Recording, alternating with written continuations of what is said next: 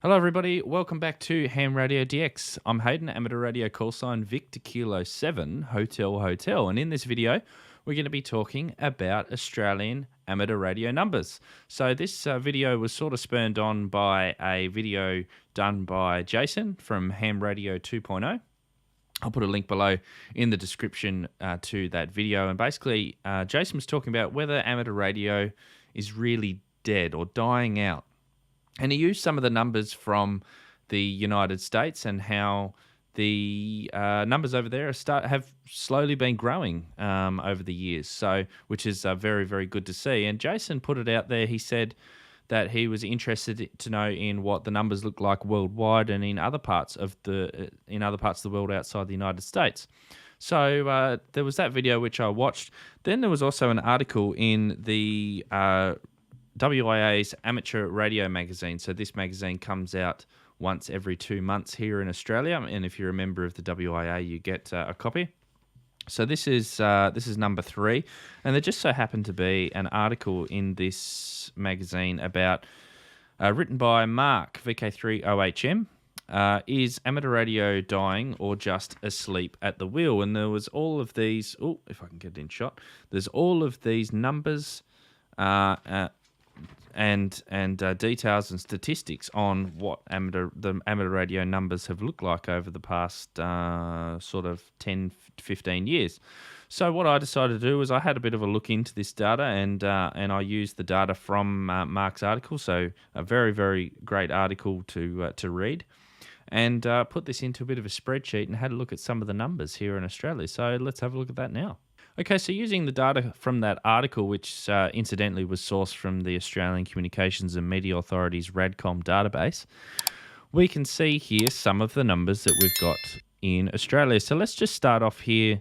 I've got the numbers here in a bit of an Excel spreadsheet, and I've created some graphs, and we'll go into that in detail in a minute.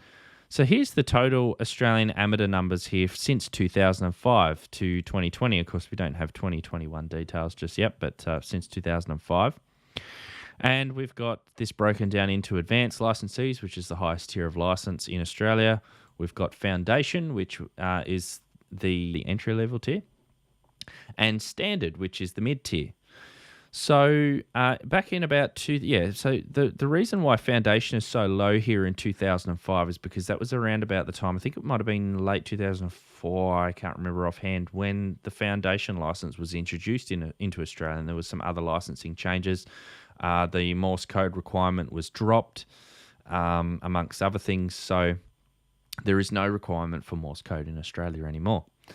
So we can see here that has grown quite substantially actually over the years, and it's continuing to grow. If we have a look at advanced licensees next, advanced licensees by far are the highest numbers of licensees in Australia, and that's been gradually on the decline.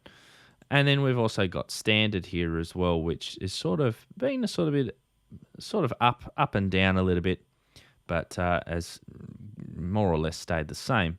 So if we have a look at that into a graph here, we can see that, we'll have a look at this stat first. So the growth since 2005, so the total Australian amateurs since 2005 has grown by 2.72%.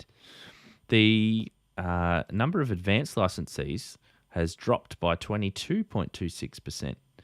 The foundation growth since 2005 has been 187%, which is to be expected considering that was a new form of license. And the standard growth has been 12.5% growth. Now, there is one thing to notice here. So the discrepancy between 8 and 935, I'm not quite sure where that comes in. I'm pretty sure that there wasn't 900 people licensed in the first year. But I think that there is a little bit of a discrepancy there. So, but I think when I calculated 187%, I can't remember offhand, but I'm pretty sure that that's from 935 to 2,690. So it's a bit more of a fair comparison. So if we have a look here at the graph, we can see here, so the total number of Australian amateurs here, so 2005 being the far left, it sort of went up, and we sort of had a peak around about 2010, 2011, and then it started to drop off. It's sort of plateaued a little bit there for a couple of years, and then it's gone down a little bit more of a dip, and then it's leveled off again. It will be interesting to see what the numbers are for 2021 and whether COVID has influenced any of these numbers at all with some more remote testing and things like that happening. So other things of note, here's the advanced line, so we can see that that's dropped off gradually and is on a slow decline. The standard, which is the yellow line here, has been sort of, plateauing along, not going up or down. And foundation has been slowly growing. So there's a couple of things to sort of take out of this, I guess, is that those who are getting their foundation license are not necessarily upgrading. So, it's one of those arguments whether you really need 3-tier of license in the country. Do you amalgamate it to 2? Or do you just have a single license? Obviously, if you look to the United States and also to the United Kingdom, I believe the UK's got 3 license tiers. The US has 3 current license tiers as well. Would it make sense to upgrade foundation licensees, especially with the call sign changes that have been implemented up to standard, and just have standard and advanced? Makes sense, I guess. Much more easy to understand. And then there might be even incentive for those to upgrade to the advanced. So, the upgrading seems to be a big problem. As we can see here, the advanced licensees have been declining gradually. The standards plateauing, so not a lot of growth. No growth in advanced. It's been dropping. Little bit of growth here in standard. So sort of a couple of foundation licensees have been upgrading to standard. But yeah, that seems to be one thing that once they get that entry level ticket, they don't seem to be upgrading and they're happy with that. So, maybe it's worth abolishing. This is just my opinion, of course. Maybe it's worth abolishing the foundation license and moving into standard. But what do you guys think? Pop it in the comments below. What do you think? So for those who live overseas and might not know sort of the numbers and the population of Australia and the disbursements and things, I got some information off the internet. So as of 2018, all of these numbers are as of 2018-2019. So Australia's population was 25.36 million at that time, which meant that 1 in 1,852 people were amateurs, or 0.054% of the population. So that's the baseline mark that we've got for Australia. If we look at the United States, it's much more higher. It's at least, what's that? Don't math on camera. 4 times higher, 2.33%. So 1 in 431, and I believe I got these numbers again for 2018-2019. So 1 in 431. Canada, 0.187%, 1 in 527 people. The UK, 0.114%, 1 in 876. And Japan, which was a 2015 estimate, 1 in 292, 0.343%, which is amazing.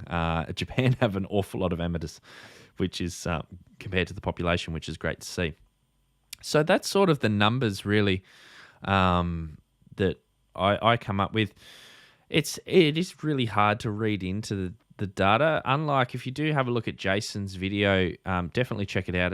Again, I'll put it in the description below. But if you have a look at Jason's video, you can see that one of the graphs that he uses there of the USA population of amateurs is just skyrocketing. It's going up. So they're really doing that, and it's. I guess it's hard to point to one single thing that has caused that. I guess dropping the Morse code requirement has definitely been a huge improvement in the numbers that have been getting their license.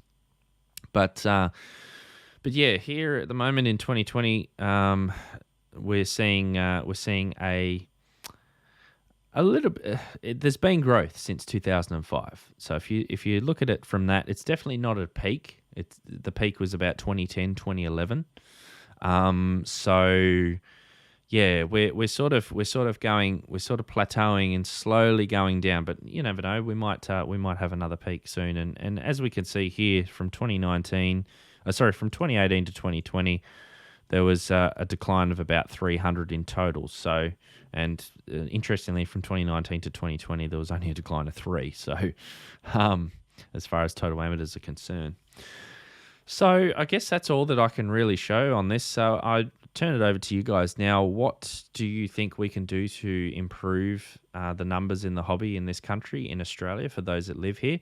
For those that live overseas, how do you think we can improve it? How do you think we in Australia can improve the numbers that we've got here? What can we do? Can we get, more involvement with schools? Can we do more involvement at universities? What sort of programs do you do over there to encourage new people to the hobby? What are your suggestions? Leave them in the comments below. I'd be very interested to hear what you think. Thank you everybody for watching this video. I really appreciate it. 73 for now from Hayden VK3OHM.